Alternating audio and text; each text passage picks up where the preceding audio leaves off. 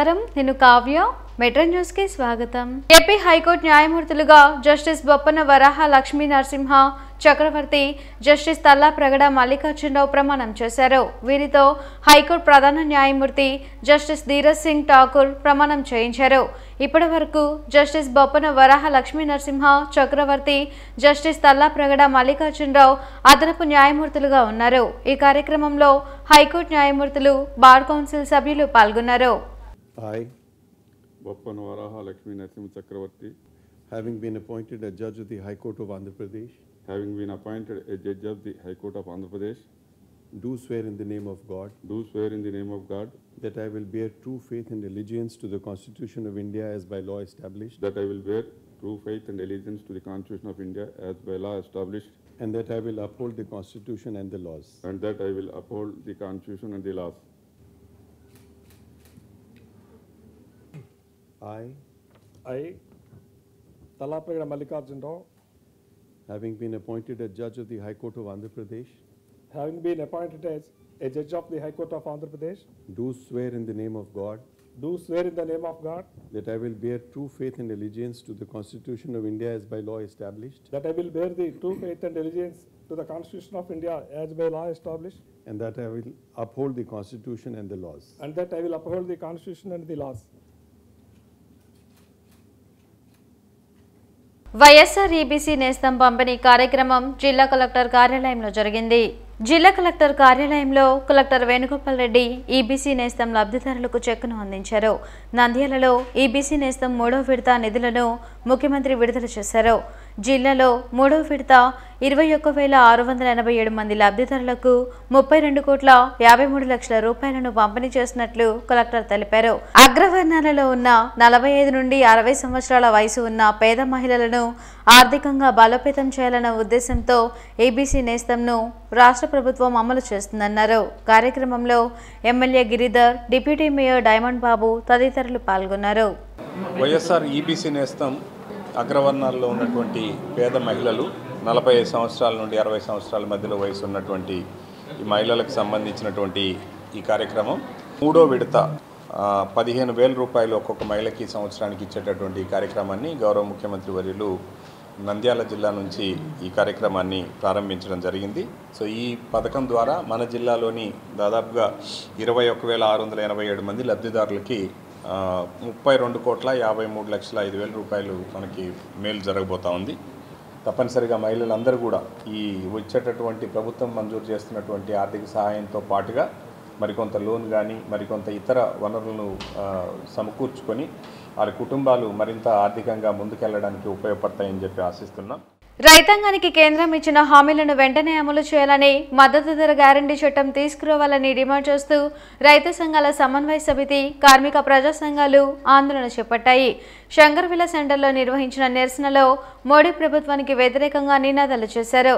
వ్యవసాయాన్ని దెబ్బతీసేలా రూపొందించిన చట్టాలను రద్దు చేయడంతో పాటు స్వామినాథన్ సిఫార్సులను అమలు చేయాలని జంగాల అజయ్ కుమార్, పాసం రామారావు డిమాండ్ చేశారు. కేంద్రం స్పందించుకుంటే పోరాటాలను ఉధృతం చేస్తామని హెచ్చరించారు. దేశవ్యాప్తంగా 540 రైతు సంఘాలు నరేంద్ర మోడీ నయవంచన పాలనకు వ్యతిరేకంగా, రైతాంగ వ్యతిరేక విధానాలకి నిరసనగా రైతాంగం పెద్ద ఎత్తున నరేంద్ర మోడీకి వ్యతిరేకంగా సింహగర్జన చేయబోతూ ఉన్నారు. నరేంద్ర మోడీ వచ్చిన తర్వాత దేశంలో వ్యవసాయ రంగం కుదేలైపోయింది. స్వామినాథన్ కమిటీ సిఫార్సులు అమలు చేయాలనేటటువంటి కనీస ఆలోచన లేకుండా పోతూ ఉంది. కానీ స్వామినాథన్కి అవార్డు ఇచ్చారు తప్ప స్వామినాథన్ గారు ప్రవేశపెట్టినటువంటి దాన్ని మాత్రం అంగీకరించడానికి నరేంద్ర మోడీ సిద్ధంగా లేడు. దేశంలో మతోన్మాదం రాజ్యం వెళ్తుంది. నరేంద్ర మోడీని గద్దె దించడమే లక్ష్యంగా ముందుకు సాగాల్సిన అవసరం ఉందని ఈ సందర్భంగా తెలియజేస్తూ ఉన్నాం. కేంద్ర ప్రభుత్వం నరేంద్ర మోడీ గారు వ్యవసాయ నల్ల చట్టాలను తెచ్చారు. దానికి వ్యతిరేకంగా పెద్ద ఎత్తున సంవత్సరాల తరబడి పోరాటాలు జరిగినాయి. నల్ల చట్టాలను వెనక్కి తీసుకుంటామని చెప్పేసి తాత్కాలికంగా చెప్పారు. ఆ నల్ల చట్టాలను వెనక్కి తీసుకోకుండా ఈరోజు ఆ రైతుల మీద పెట్టినటువంటి కేసుల్ని కొనసాగిస్తామన్నారు. ఆ చట్టాలను అమలు జరుపుతామని చెప్పేసి చెప్తా ఉన్నారు. ఈరోజు కార్మిక చట్టాల మొత్తాన్ని రద్దు చేసి 4 కోట్లుగా విభజించి కార్మిక చట్టాలను నిర్వీర్యం చేసేటువంటి పరిస్థితులు వస్తూ ఉన్నాయి. అందుకని కార్మికులు, కర్షకులు వాళ్ళ హక్కుల్ని కాపాడుకోవడం కోసం జరుగుతున్నటువంటి పోరాటానికి మొత్తం మనందరం మద్దతు తెలియజేయాల్సినటువంటి అవసరం ఉంది. ఈ చట్టాలను కనుక వెనక్కి తీసుకోకపోతే, మద్దతు ధరల చట్టాన్ని కనుక చేయకపోతే ఈ ఆందోళనలు ఉధృతం చేస్తామని చెప్పేసి వామపక్షాలు, ప్రజా సంఘాలు, రైతు సంఘాలు అందరూ విజ్ఞప్తి చేస్తా ఉన్నారు. తెలుగుదేశం పార్టీ 2వ అభ్యర్థుల జాబితా విడుదలైంది. 34 మందితో కూడిన లిస్టును విడుదల చేశారు. గుంటూరు ఈస్ట్కు మహమ్మద్ నసీర్, గుంటూరు వెస్ట్కు పిడుగురాళ్ల మాధవి, పెదకూరుపాడు నియోజకవర్గంకు భాషం ప్రవీణ్ టీడీపీ అభ్యర్థులుగా పోటీ చేయనున్నారు. అరండల్పేటలోని జిల్లా గ్రంథాలయంలో దివంగత మాజీ ముఖ్యమంత్రి వైఎస్ రాజశేఖర రెడ్డి విగ్రహాన్ని ఏర్పాటు చేశారు. ఈ విగ్రహాన్ని మంత్రి విడుదల రజని, ప్రభుత్వ విప్ అప్పిరెడ్డి ఆవిష్కరించారు. మద్దలగిరి, శేషగిరిరావు, బత్తుల దేవానంద్ తదితరులు పాల్గొన్నారు. ఫీజు రియంబర్స్మెంట్తో పాటు పేదలకు అనేక సంక్షేమ పథకాలను అందించినందుకే వైఎస్ఆర్ విగ్రహాన్ని గ్రంథాలయ ప్రాంగణంలో ఏర్పాటు చేస్తున్నట్లు బత్తుల దేవానంద్ తెలిపారు.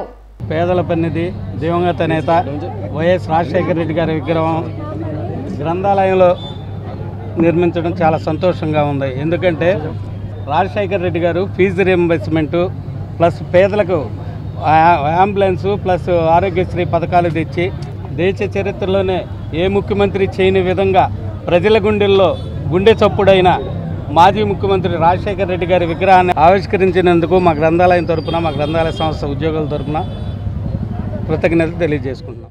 169 గ్రూప్ 1-2 పోస్టుల అవకతవకలపై సిబిఐ విచారణ జరపాలని డిమాండ్ చేస్తూ తెలుగు యువత ఆందోళన చేపట్టింది. జిల్లా కలెక్టర్ వద్ద తెలుగు యువత అధ్యక్షులు రావిపాటి సాయికృష్ణ ఆధ్వర్యంలో బొట్టెలలో గ్రూప్ 1-2 పోస్టులను అమ్ముతూ వినూత్న నిరసన తెలిపారు. 169 గ్రూప్ 1-2 పోస్టులు చెల్లవని హైకోర్టు ఇచ్చిన తీర్పు వైసీపీ ప్రభుత్వానికి చెంపపెట్టు లాంటిదన్నారు. అభ్యర్థులను మోసం చేస్తూ సంతలో పశువుల్లాగా పోస్టులను అమ్ముకున్నారని విమర్శించారు.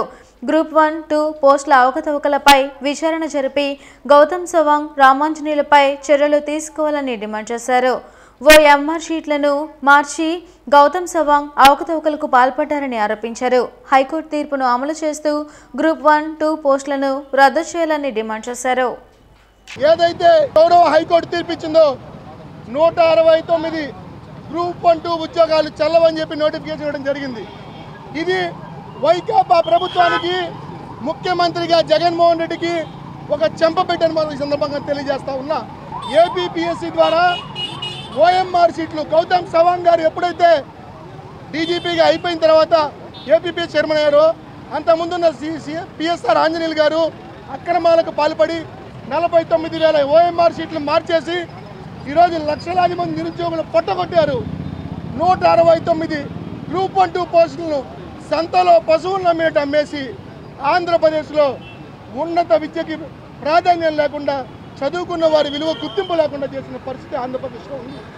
ఈరోజు గౌరవ హైకోర్టు కూడా తీర్పిచ్చి ఆ 169 పోస్టులు చెల్లవందంటే గతంలో ఏ విధంగా అవినీతి చేశారు.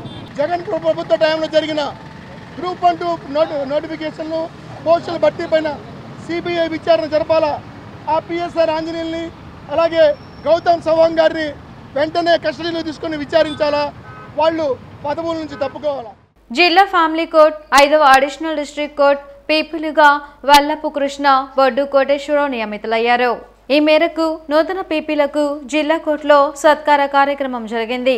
వైసీపీ లీగల్ సెల్ రాష్ట్ర ప్రధాన కార్యదర్శి Poluru Venkatareddy, government pleader Pokala Venkateswarlu, YCP legal cell జిల్లా అధ్యక్షులు భగవాన్, పబ్లిక్ ప్రాసిక్యూటర్లు రమణారెడ్డిలు తదితరులు పాల్గొని నూతన పీపీలను ఘనంగా సత్కరించి అభినందించారు. సీఎం జగన్ పరిపాలనలో ప్రతి ఒక్కరికి సామాజిక న్యాయం చేయడం జరుగుతుందని వారు వెల్లడించారు.